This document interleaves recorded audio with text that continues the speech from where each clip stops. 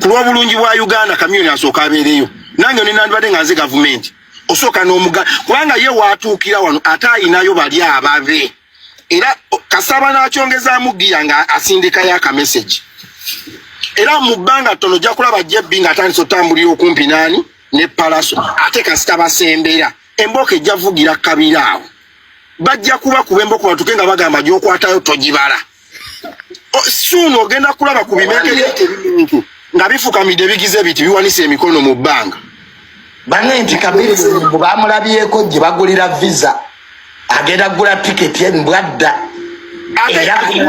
ayina notuukire Kenya n'ayita wansi basi kasa gavumenti emulemesaawo ayinza oyite Kenya n'atuuka n'alinya wayiwayi n'abagamba paka wali kati awo olwayo lugende kukolera ogenda luwulira Chameleone tuyambe gwe bagayamba irungi abo abaana bagenda tuka time bagayeko ebikola by'emituba abo abaana banyiivu abo abaana gwe Chameleone omumanyi Chameleone ye muntu akoze buli fujjo ne police ne tugamba oyo twamuvaako amajene gatugamba twamuleka society ne gamba twamuleka ne banadini bagamba twamuvaako Chameleone gwe twasonyiwa ebintu ebyokunsi n'ebyomuggulu byonna kati akomewo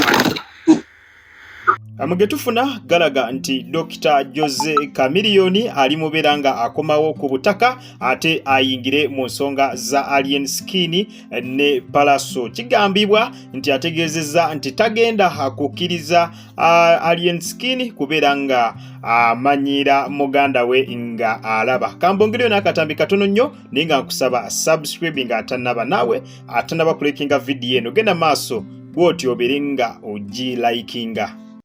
Mugenda tugamba ki? Mugenda tugamba ki bebeku? Mugenda tugamba ki ne banno?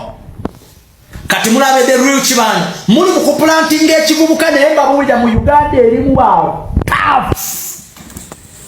Mahama. Muli mu kuplanting ekivubuka ne kigenda kugwa ku muyizi tasulwa. Oyo go bayita Palaso. Akigambye senguka. Palaso akigambye senguka tenga nkubulira. Landiodi yabadde agenda kigoba waawo. Luli ngefujo lisusse. Kati simanyi lwa ndio dia sigalawo ne basoka batulwimba mbubangwe nyumba ya gulawo yo twategedde lwa musoro tegera tunapangisa n'okupangisaawo yo twategedde n'okupangisaawo apangisaawo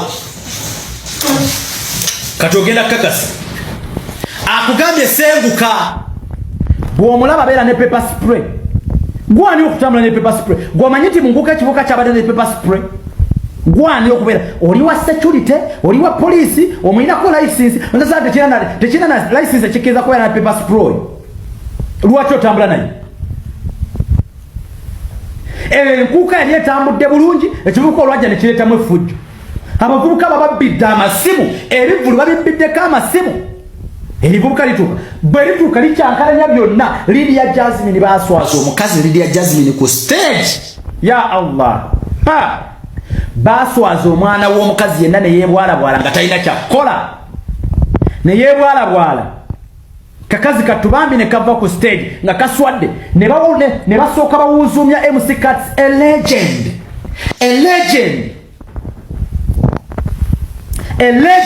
mu music industry mu entertainment industry a legend like MC Cuts omusajja gw'omanyira nti n'obulamu bwakukekkereza obulamu bwe si bulungi no ye mukulu MC Meya kasubire mu bigambo byosobodde okubeera nga bwotyo omwewulirirako banange bwotunulira nolaba abasajja bano engeri gye bali mu kubeera nga aboogeramu kyandibanga Alien Skin buli omu abadde akoye effujjo lye si muto si mukulu buli omu yandibanga abadde akoye effujjo lya Alien Skin ate nga yeno time entuufu babadde basobola okuvirayo bwe batyo ne babeera nga boogera ku ffujjo eryo bantu bangi nnyo ne bwe tubadde tutasuubira nti bayinza okuvayo ne bakondeminga eneeyisa eya Alien Skin naye ekyamazima bavuddeyo babbalamu bonna mwabalabye bavuddeyo ne bategeeza nti ddala Alien Skin ku luno yasussizaamuko ku ffujjo era asaanye abeere nga bw'atyo akyusaamuko kambongera akatambi katono nnyo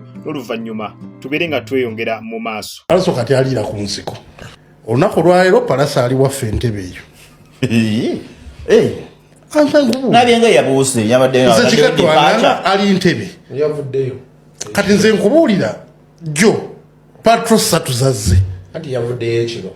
Leero ku makya patro emwezze Wateberezebwa okubeera. Jo zazze patro 3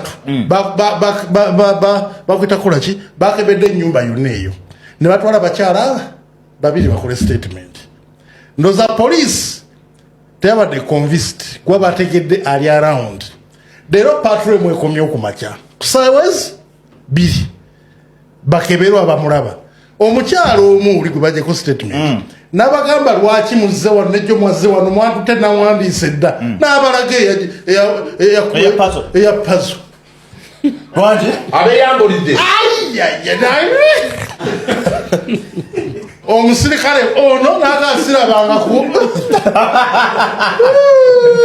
emisinde gibadde wali Bagenze omukazi. bageze omukyala amwita magi Olinaku kifaananyi. ye Maria sorry ye Maria John bwe bakebedde ne bakeba buli kimu Palaso tebamulabe waliwo kigatto wange abeera okumpi bagamba Palaso yayise manju waliwo akayimba ke batera okuyimba nalumansi bamuyisa manju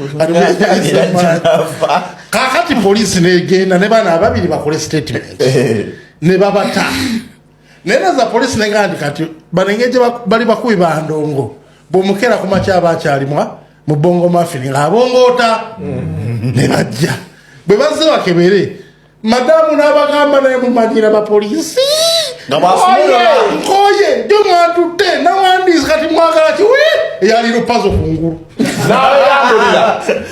omupoliisi bwakikubimuntu akozesa shukura ngoye talaba awo shukura emisinde namuga jikume twende swe awo wennyini kansubire embeera eyo bwetyo ogerabiddeko kitegerekese nti omukulu Palaso ali mu kubeera nga anoonyezebwa mbu wetwogerera aliira ku nsiko mbu poliisi emaze ennaku 2 kati nga egenda ewuwe okusobola okubeera nga mbonge emukwata naye nga temusangawo mbu wetwogerera aliira ku nsiko. Mawulire ago tetumanyi oba matuufu oba ga bulimba. Gava wa mukulu Jenkins Mukasa yategezezza nti ekyamazima ye Palaso anoonyezebwa ebyaddala era ne bageza bamukwatako gigenda kubeera nga abwegityo giwunyaawo. Kiba kitegeeza Alien Skin butereeve ensonga yazongeddeyo ebyawa kibanda byavuddewo akakati ayagala bibeere nga bwe bityo abiggwera mu mateeka nga kwogasse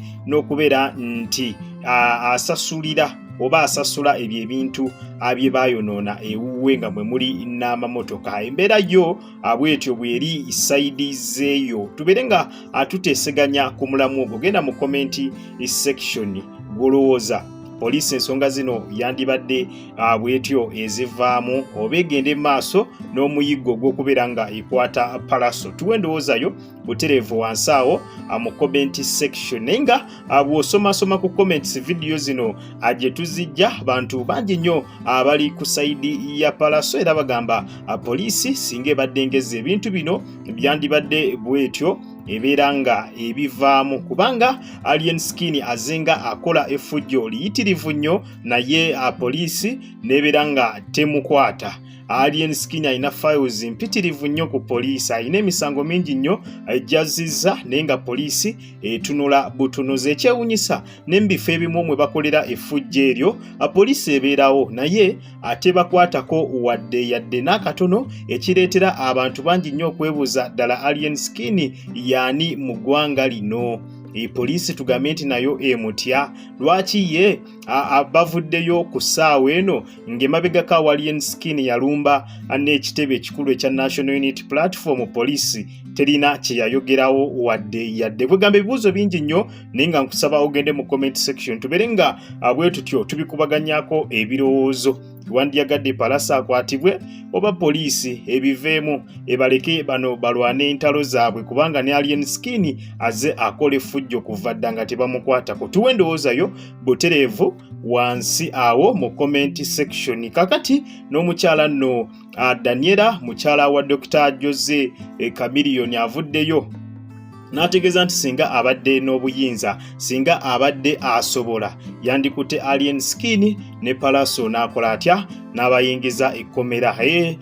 Messages ezo nga bw'oziraba ku screen yo, ategeezezza nti singa ye abadde alina obuyinza yandibadde bano abakwata n'abagalira mu kkomera, wabula nga takikola mu mutima mubi, wabula ng'akikola okusobola okusevinga obulamu bwabwe, kubanga asinga tekikolebwa ku bana ababiri kujja kuvaako omulambo, omu ajja kutta munne mu bintu ebyokola ki, mu bintu ebyokusaaga. Atuwadde n'example nga enfa y'omwana mulenzi Radio bw'ati bwe yafiira mu bintu eby'entalo, nga mpaka kati tebamanyi ani mutuufu yakola ki, tebamanyi ani mutuufu yamutta. N'atuwa n'example endala ey'omukulu AK47 n'agamba n'oyo naye yafiira mu bintu bye bimu bwe bityo bya ntalo, baamukubira mu bbaala era okukakkana nga bw'atyo naye alugenze. Kakati n'ategeeza nti ye singa abadde alina amaanyi ago oba obuyinza obwo bumusobozesa okukola ekintu ekyo, bombi yandibakutte